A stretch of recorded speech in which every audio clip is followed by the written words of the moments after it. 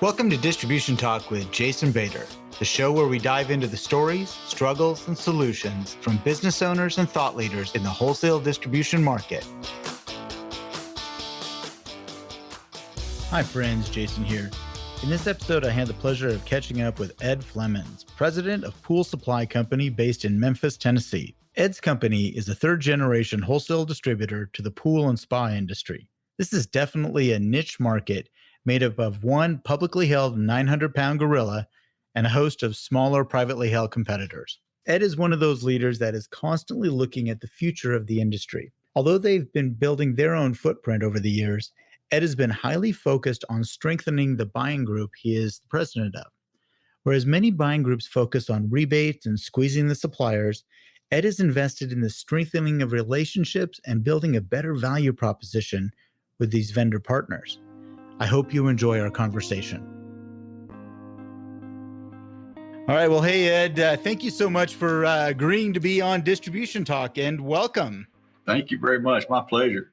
All right. Hey, as you know, in this show, I love to talk about the history and how you got involved with the distribution business and specifically the pool industry. I think could be kind of fun. But why don't you give us a little history lesson? How did you get involved? Well, absolutely. This is a fun question because I guess I technically got involved in the swimming pool industry via my wife. My wife's father was a pool builder, and once we got married, I was going to go down the path of a banking and finance career, and ended up getting a master's degree in finance and went to work for a bank. And then my father-in-law approached me about coming into sales for his company. So I learned the pool and spa industry.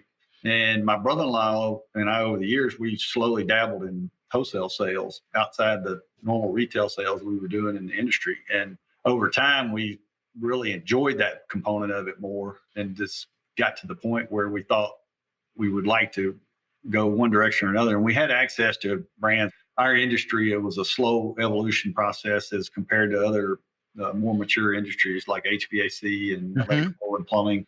You could still buy direct from the manufacturer. And we got to a point where we were either going to lose the ability to buy direct or we were going to have to go 100% wholesale distribution. So that was the choice. We hung our shingle out probably in the mid-90s. And ever since then, we've gone forward as wholesale, and we've built the business and grown it from the mid-90s all the way to present through organic growth and also adding branch locations. So we have 4 locations in the Southeast now.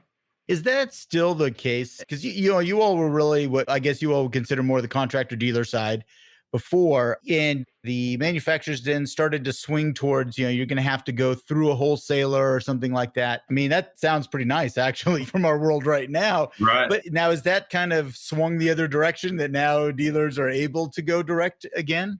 No, there's always that dealer direct component. We have competitors out there that are buying groups that actually offer shipping direct from the manufacturer. But I think for the most part, most manufacturers prefer to sell through distribution. They don't like shipping the single shipments and dealing with collections and the things that we deal with as distributors. So ultimately, they would prefer the distribution model, and it's grown, and the health of the industry is enough to where now we don't see as many dealer direct situations as we once did. Oh, that's great. I mean, I'll tell you, that's just the toughest thing for a distributor, when they run into that situation where a manufacturer thinks they can do it better and they do the end around there, or the contractor side, really pressures that manufacturer to sell them direct. I just think that's unhealthy for the channel, just for a lot of things that you mentioned there. The manufacturer doesn't want to deliver to one small deliveries. They don't want to finance these folks, all that kind of stuff. So right. What we do adds value. So you just have to find those value pieces and remind the manufacturers of those. Yeah. And I try to teach this, whenever I get in front of a group, and I try to talk about, what are those value propositions that the distributor does throw out. And I think you're absolutely right. I think you do have to educate both up the chain and down the chain. We're always trying to educate our customers, as to why we're valuable and why they should frankly pay the gross margins that we do, the prices that we do. But I think you're right. The education going back up the chain to the manufacturing community is just as important. Right. So they don't get any wild ideas and try to do the old end around. So yeah, they don't want to become a distributor. And that's exactly what happens to them. They become a distributor overnight if they try to buy direct. And then they have to manage inventory. There's shrinkage. There's a variety of components that add value in the distribution chain. Absolutely. Absolutely. I'm curious though about the banking side. Okay. You got lured in, you married into the business, Yeah. you jumped out of the, how has that finance background really served you in your career? I've talked to several people that actually, have gone the Mhm. same, a similar route to you, but Right. tell me how that's benefited you in your career. Well, I think for the most part, I understood numbers, and that's a very valuable component in distribution. Is it has become a numbers game over the years, and it's become more about the data and what you can do with that data. I've gotten really good. It's helped me to understand the banking relationship and to negotiate term sheets and to be able to go in and tell a banker what I do from a finance standpoint and speak their language, which, Yeah. Yeah. what do you say? They like to hear what they want to hear. And if you talk their language, it's better. So, yeah, I've learned those things and been able to carry that from my finance background. But distribution is a critical numbers game as far as knowing your costs, knowing your cost of doing business, the costs associated with warehousing, your carrying costs, all those things come into play. And I think numbers are more important for any business, not Yeah. just distribution. But I think if you understand accounting and finance, it really helps. I would agree with you, Ed. I mean, this is something that I've worked with several clients, in a lot of different vertical markets that did not have that background and really struggled with that and really struggled to communicate with their finance partners there, and that's really how you have to look at them. And sometimes just small business people tend to feel like a banker is, well, hey, I'm the customer. You should do everything I'm looking for, everything I want. But they don't understand that they have to sell that bank on why they should provide this line of credit and why, those types of things are very important. And so, yeah, it's definitely a critical component that a lot of distribution companies I work with don't understand. They don't understand how to play that game and how to get educated on it. And I think, frankly, because a lot of them are started by people who were salespeople. They were former salespeople for one reason or another, pissed off at their boss and said, hey, I think I can do it better. And so they Right. go and they can sell. Yeah, Mm-hmm. selling is something they can do, but they can't manage their money to save their life, And then Yeah, that's unfortunately, that's what happens to a lot of companies that get themselves into trouble. So, I believe yeah. that. Exactly. Yeah. Yeah, it's a shame when I see that, when I run Mm-hmm. into that, but it's also correctable. It's Mm-hmm. correctable. But I think if you have that background, it's really one of those things that you can bring to the table heavily. So, Yeah, it's benefited me greatly. I've really been able to use the knowledge that I've gained from college and degrees. So, yeah, it's been able to use it in the real world. that's great. It's funny because a lot of people think that if they go with a finance degree and some sort of accounting degree, that they got to become an accountant, Exactly. and that's just not the case. No, it's like you just have that basic knowledge base and you can understand. Several of my peers come from an accounting background too in our industry, distribution members also. So, Interesting. Yeah, that's just you're right. It's just a good foundational skill to take into to the business world. And if you compare yourself with somebody who can sell real well, or if you can yourself, that's pretty winning. That's a big combination. I've seen that actually. I've seen some very successful partnerships over the years where you did have that pairing, somebody who was excellent, was really the finance person, the money person, and then the person who was the hard charging, gregarious face of the salesperson of the company, and right. good marriage that works out really, really well between a partnership. Exactly. So tell me, your nephew is heavily involved in the business. How did Right. that come about?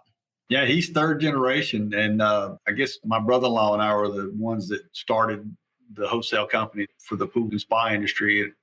And he came on board in the late 2000s after he got out of school and he really wasn't sure what he wanted to do. So we put him to work and he started doing sales and started working with us on website development because that's when the B2B online portal became pretty apparent that was a necessary component. So he built that out. And then my brother in law got ready for retirement and he presented me with, he said, well, he's going to be your partner. And I said, well, it wasn't 100% like, yeah, okay. I didn't agree with Awesome. that. I'm ready to go. Yeah, So fantastic. wait a minute. What are the terms of the deals? And really, I had to back off and do some real soul searching because I look for anytime I'm in a partnership, I want somebody that's the polar opposite of myself so that we push each other in different directions. And I said, well, I don't want to take on somebody.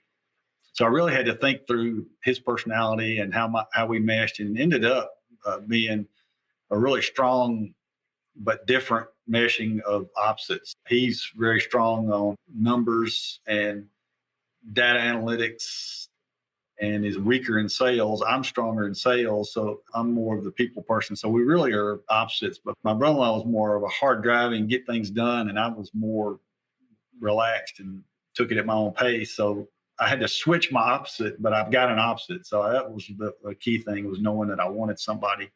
I didn't want a yes man. Nobody wants that. We didn't get to choose each other. We were family and set family first and business partner second. So we had to go through that process of thinking through and warming up to the idea. And of course, another thing, I wanted him to be financially vested. I didn't want like just a complete handoff of the business to him. So he has a personal investment in what we're doing. And a little skin in the game isn't a bad thing. Skin in the game. That's another important component and I knew that was important going in, because it's challenging once you get to a third generation for a business to continue. And he's been a very hard worker, been very vested in the business. He's got a very entrepreneurial mindset of where he seeks out opportunity, looks for ways to grow the business that are unique, looks at long-term versus short-term survival. All those things come into play. So I'd say it's been a good match, but getting there was not just a real simple process. Sure. No, that makes a lot of sense. We disagree quite a lot. I mean, it is. Yeah, it's true. We don't agree on everything, which is what I want. I don't want it to be totally agreeing on everything. Just go for it. So. Right. You can get yourself in a lot of trouble doing that. A lot of financial trouble, No, I think that's very important. And when you do have that partnership, is to have someone who does have some opposing views and some opposing skill sets. I think that's really important as well.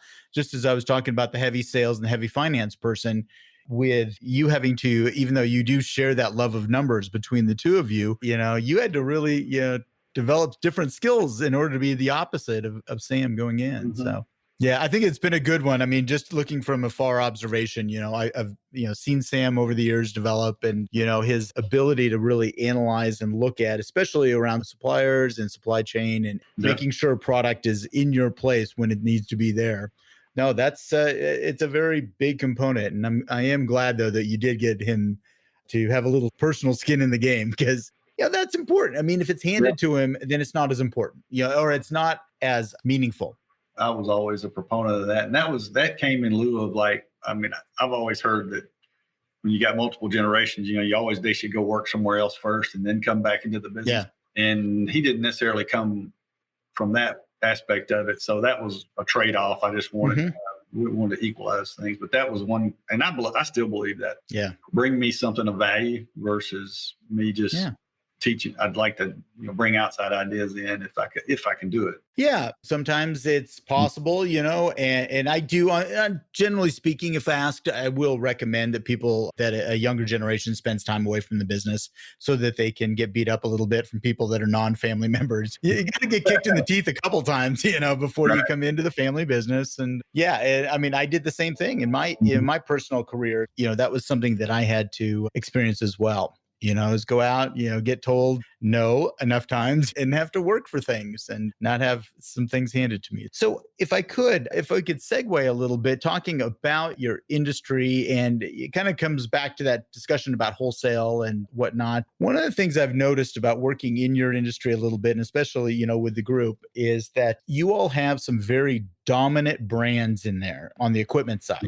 There's been some very, very dominant people in there. And sometimes when that manufacturer brand is very, very dominant and they push the brand down to the contractors that you serve or the dealers, that it can take a lot of the choices out of your hands, unfortunately, and it makes it more difficult. So would you mind speaking a little bit about that? That's been a challenge that I've observed in organizations like yours. Well, I think our industry primarily is dominated by like three major suppliers and probably a distant fourth. We always call them the big three, but there's evolution going on in for that fourth player as we speak. But there's only so many customers to go around. And so all these manufacturers spend a great deal of money on their sales force to convert these builders to that brand. And therefore I have to stock those brands if I want to be a viable distributor choice. That's pretty much the way the platform works. And I find that a good relationship to have, we tend to want to partner with our vendors, and we find that advantage in trying to partner with them and stock products that they need to be on hand to get them to the street, to the end user, those types of things. But yeah, it is a challenge to keep a margin in place on those items because they do become very competitive. And we offer, say, like a low end entry level line of import product ourselves. Some of our members do the same. They offer like a private label. It's really just a choice for those that don't want to buy into what the big three have. And the big three offer incentives like free trips or free dollars, free equipment, whatever you want to add up to for points to buy their products. I mean, they're very aggressive because that's the manufacturers obviously have significant investment in getting those products to the street. But that's primarily what we run into. But yeah, it's a love-hate relationship, I guess. Sure. Oh, yeah. But we enjoy our vendor partners, and I've always felt like I don't perceive it as a problem. I think it's a good thing to have those lead-ins. That gives you the chance to sell your other 80% book of business that you have if you do a good job of providing what the big three have. So, yeah. And that's the thing. Unfortunately, sometimes, and again, I'm not trying to put too many words in your mouth here, but sometimes when we do have to carry all three, and I'm presuming that you all carry at least something of all three, right? You don't pick and choose, or do you have a lead of those three? Well, it's interesting. Markets are stronger because the presence of the manufacturer sales reps, and I've got 4 markets that I operate in, and all of them are vastly different as to who is the heavy player in each market, and it's all due to the sales rep, and we just act as the conduit to get the product to the end user. Yeah. So we have to design our mix of product based on what is moving in a marketplace or what brand is dominant. All 4 of our markets are skewed differently. Yeah. Between those 3, and we have to be aware of that, and that's a big part of Sam's job, is keeping up with that. It's hard when you have, again, in that multiple market spaces, marketplaces where you have a particular brand preference, really. I mean, I think that ultimately is what it comes down to. The contractors, that rep did a very good job, getting out there and getting that in the hands of those builders. So then, really that trickles down from the builder down to the service contractor, because now when there's repair parts or repair parts needed, it's going to have to go through that particular system, that particular brand system. And so what that does from a distributor standpoint, though, is it makes it much more challenging from an inventory management standpoint, because now you're stocking 3 or 4 major brands versus 1 or 2. That's a challenge for sure. But I think also it impacts your ability to negotiate as well, because, you carry everybody, you're not exclusive. And so it makes it much more difficult. It's very challenging to have anything exclusive in our industry. Even when you do, it tends to be a challenge to get it to move and get it to be consistent. And therefore, you just have to play one off the other. Sometimes you can do a better job depending on different things. We have different strengths that our larger competitors don't by moving product from different locations and balancing inventory and those things that are more challenging. So you just have to play the niche and work with what you can and take the good with the bad, I guess we'll say. Yeah. As you've expanded, because I mean, you were the single location for a very long time. Right. And you all, over the last several years, not too terribly long, have really started to, branch out. You've decided to go into the branching business, for better or worse. Yeah. You're getting into the branching business, all that transfer and all that kind of fun junk. But as you move into different markets, this really causes you to have to really stock and partner with that manufacturer of choice in that market who's done the best job, as we just said. But have you ever run into a situation where that manufacturer doesn't really want to open you up in that market, or they don't want to let you sell in that market? Yeah, early on there's been situations where it was challenging to get a manufacturer. They feel like they've probably got adequate coverage in that market, and there's going to be pressure from competitors if they open me up. But like once we're readily established, it's pretty much can buy from anybody I need to and balance. And they're more welcoming when they know that I'm already in the club. Yeah. They know that, they can go back to the other competitors and say, no, we can do. I mean, these guys are already our customer and they're expanded into that market. So yeah, that it is a challenge sometimes. I mean, I've run into this in my career. I mean, years ago, we opened up in Denver, Colorado, and I remember one of our, largest lines from Pacific Northwest, it was $1 million a year, line that we were purchasing. And the rep told me straight to my face, well, you are distributor number 13 of 13, of 13, you're going to get 1/13 of my time. And that didn't feel real good. But No. now, as I sit back, a little age, comes wisdom. It made sense. I understand Mhm. his position. He had definitely built that market with those other 12 distributors. And, here's this new guy. Just because you were good over here doesn't necessarily mean you get the first class treatment right away. Right. And that's been the fun challenge of going into other markets because they aren't necessarily strong in one market and they want to grow. So they're more receptive to talking to you about moving the product in those markets. And we're open to working with all the big three. It's the partnership thing works great if we're able to partner with them and work together to grow the share. And I think that's again where we got to step back, kind of go into that earlier conversation where we're selling up the chain. Why partner with PCS? Why partner with you versus the incumbents, really? What are you going to do differently? And I think, again, there's a missing component sometimes distributors have as they move into a market is they forget that they have to sell up the chain, not only down the chain to the customer base. They really have got to convince the local manufacturer's rep, that hey, we're pretty good people. We're going to be good partners. We're not, out there to displace you. We are, here to be a good partner in the market space. Mm-hmm. Right. Yeah, definitely a challenge. I think, again, it's the dropping of the ego. I think that's the real big one is, you said it. It's get the ego in check and just say, what are we both here trying to accomplish, and let's see what we can do. Yeah, I think kind of going back to that brand dominance thing, this is over the years, we teach and we talk about that the distributor needs to be that dominant brand in the market space. The dominant brand is PCS, Pool Contractors Supply, not one of those big three names, Correct. And the more you can do that, the more you control your destiny in a particular market space. Actually, a floor covering manufacturer said it to me one time, he who controls the relationships in the market, controls the market. And I always thought that was very interesting. I thought that was one that's always stuck with me. But again, when you've got this very dominant manufacturer, who's got a really good sales force and they're down there trying to drive their product, sometimes it makes it hard for us to be the dominant brand in there. Yeah, it really does. And I think the generational changes are changing that as well, because a relationship may mean a smartphone and not necessarily a face-to-face contact at a distributor. And so you start to see more use of B2B online portals, and that has to provide the relationship. And that's a challenge to get that to convey through a website, but that's starting to happen. We're starting to see that and starting to see that as being a necessary component going forward.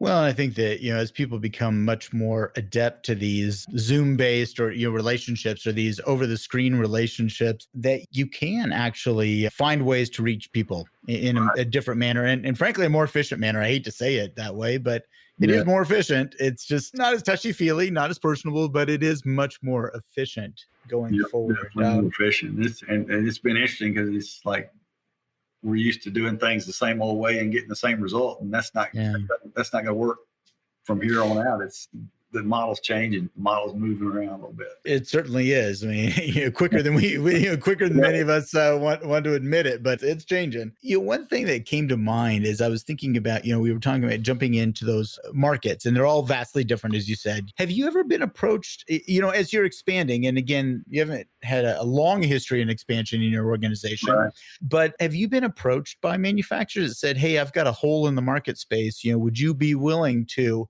come take a look at that?" I don't think necessarily that's more of a proactive approach on our part. If it's up to us. So you all are looking. On occasion, within our buying group, I've heard instances of that where manufacturers feel like there's opportunity in the marketplace or there's coverage that's not being done well. That happens. But those conversations happen more often than they used to for us because they want to grow their share, but they don't want to be oversaturated in the market. So it's helpful to get that out of the way in the front instead of trying to guess later, like, hey, we moved here, but we should have asked you first. Do you really need us here? Or No, I think it's a great way, again, if you're really going to partner with these folks, and if you do have a good relationship, I mean, let's face it, these manufacturers, they've got a mixed bag of customers and they like the ones who pay them on time. They like the ones that are good distributor partners with them. And so as you expand, as you get a larger footprint, then I suspect that you're going to get more opportunities like that or more questions like that. Hey, what do you guys think about this, market? we're struggling here. Have you ever thought about that? Yeah. So yeah, that could be an interesting opportunity. And again, as long as you maintain your relationships, and I think again, looking at Sam and working his relationships in the supplier side, those opportunities are going to come forward. And that's really distributors who do not partner with their suppliers in that way, and they don't offer that as, hey, maybe we're a good fit for you if you have an open market. I think they're going to be limited in their opportunities going forward. That's correct. Yeah, I think that's the key, is just to think in terms of a partnership with every vendor you have, and just constantly we constantly keep that at the forefront of our thinking so that we can pursue opportunities as we expand or look to expansion. So you've mentioned the group a couple of times in our conversation. Could you tell me a little bit? This is how I got exposed to you, of course, but if you could tell us a little bit about the group that you speak of. I'm the current president of the WINDO buying group. WINDO stands for Wholesale Independent National Distributors Organization, which was formed in the mid 80s to circumvent a large competitor that was rolling up the industry at the time. And they all knew they needed a group to further their voice with the industry or with the vendors to be able to compete and not stand alone, which thank goodness for those visionaries that had that idea back in the 80s, because it's proven itself to be needed. Yeah. We joined the group in 2001, and the group is pretty tight knit. It's pretty well represented across the United States. A lot of good map, a lot of good territories that are strong in the pool and spa wholesale sector. Good representation across the globe. I say the globe. We're in Canada, and then we're in Hawaii is the furthest west. So, gotcha. And I was attending the meetings on a regular basis with my partner, and we had 2 meetings a year. And then I guess you were kind of alluding to, like, how did I get in the position of being the president of this company? But why did you raise your hand, Ed? Or did you just like leave the room to go use the restroom and somebody said, oh, I think Ed would be a good president. We'll get Ed to do it. Well, I think ultimately I feel like I wasn't dealing with a bunch of dummies. They collectively select the future board members by all the past presidents. So I just felt just the fact that I made the cut with that bunch was like honor enough to say, if they see that in me, I'm ready. I'm going to do it. So I took the torch and kept it going. But it was just an honor because the past presidents were such an elite group within our industry. I was just more than overwhelmed that they would settle in on me. And I've enjoyed it the whole way. It's been minor politics, minor this and that, finance, sure, whatever it takes. But all in all, we're happy to go sit down and have a cocktail together if we need to talk it out. So sure. Yeah, it's been fun being president, and you tend to have a little more movement with the vendors. The vendors see you as the president and see that you're worried about the group. I'm genuinely concerned about our group members, and I think that shows to them too. It's something that I just take personally because I feel like I'm going to do everything in my power to make sure everybody's successful and make sure the group's successful. Absolutely. I mean, I think that's that opportunity to serve, and not just your organization, but others in your industry. And looking at your group, I mean, you do have a common enemy. I mean, that's the thing, you all can rally around this common enemy, this 900-pound gorilla that you have in the market space that you all really, that is, what you came together for. And today, what you all still talk about quite a bit. I mean, this is a big, still an ongoing concern in your organization going forward. Right.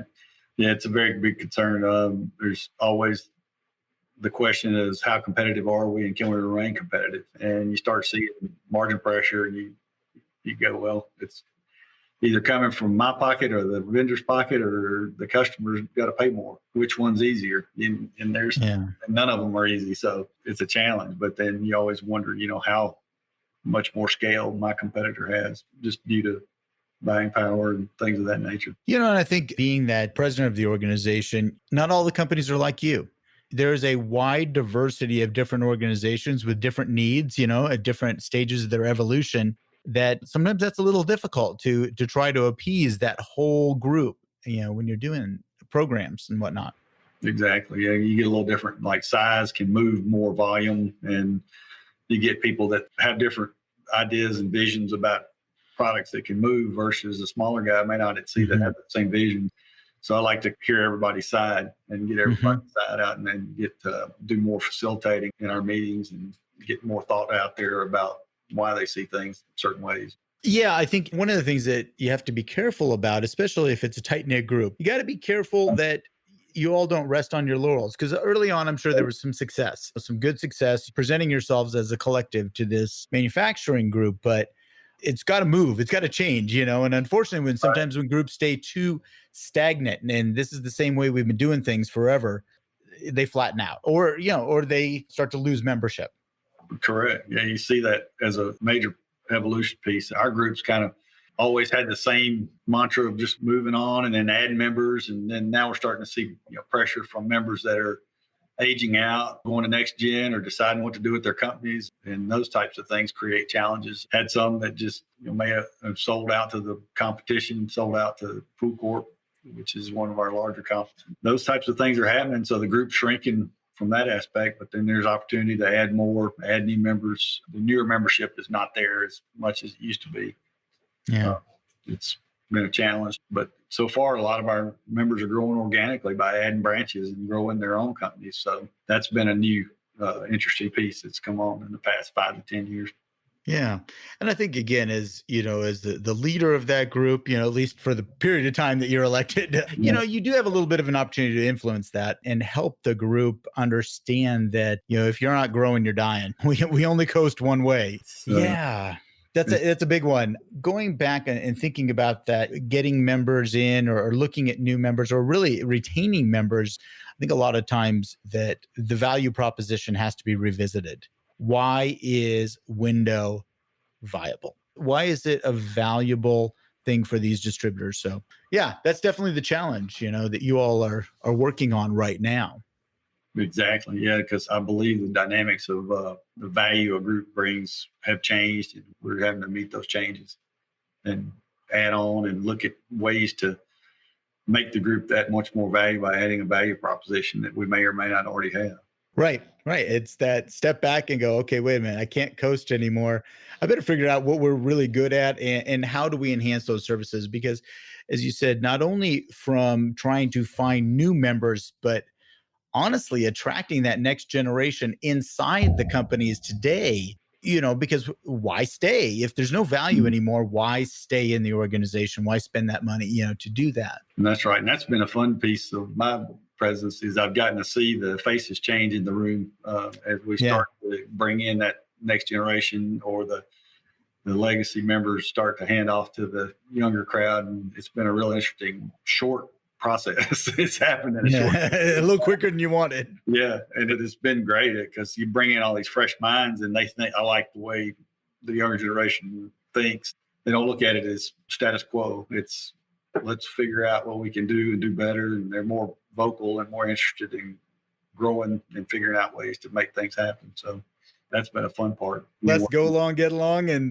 more. Okay, let's break this bad boy up and let's do something different. So yeah, I was the young guy in the group, and then all of a sudden I was the old guy in the group. God, I know the feeling, Ed. I tell you, man, it's just I remember that feeling. I think it was a very point of view. I was speaking to a group one time, and I'd known the national sales manager, and he and I knew each other, and we were always the youngest guys in the room, and all of a sudden we looked at each other, and there's probably 150 of his sales reps out there.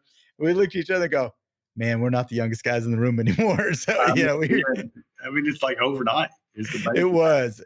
That's funny you should say maybe that. That's some perception and some reality, but it was reality for me. Yeah, definitely. It was a funny reality, but I too share your thoughts about the youngest generation coming in. I know they get a lot of knocks, they get kicked a lot, and a lot of people like to, label them in certain ways, but I have a lot of optimism for them. I think they're really good, energetic, and it's going to be an interesting ride for them. And so I'm very optimistic about the future, in distribution because of them. Yeah, I think I enjoy if you encourage them. I mean, they're capable of changing the world. I mean, as a group, and they want to, and they don't like seeing things that are done the same old way. And I've learned to embrace it because when the millennial generation is now over 50% of the workforce, you better be buying in. You better like it, or else you're going to be on the outside looking in. So, they're here to stay. And so embrace what you see out there. I put it that way. Sure. Well, hey, Ed, we should probably wrap this up, but man, it's been a pleasure catching up with you. I've always enjoyed working with around your organization, especially in WINDO and more specifically in your company. But yeah, it's just been a lot of fun. So thank you for taking the time today. I really appreciate it. Sure. Thanks, Jason. We've enjoyed working with you as well and appreciate your thought leadership now and in continuing into the future. All right. Take care, my friend. Yeah, take care. Thanks. Thank you for listening. If you liked what you heard, consider hitting that subscribe button. Links to sponsors, products, and services mentioned during this episode can be found in the show description area on your podcast application or at www.distributiontalk.com. Distribution Talk is edited and mixed by Andrea Klunder and Edwin Ruiz at the Creative Imposter Studios. This episode was brought to you by my company, the Distribution Team. We are a consulting services firm dedicated to helping wholesale distribution clients remove barriers to profitability, generate wealth, and achieve personal goals. To learn more about how we can help your company succeed, check us out at www.thedistributionteam.com.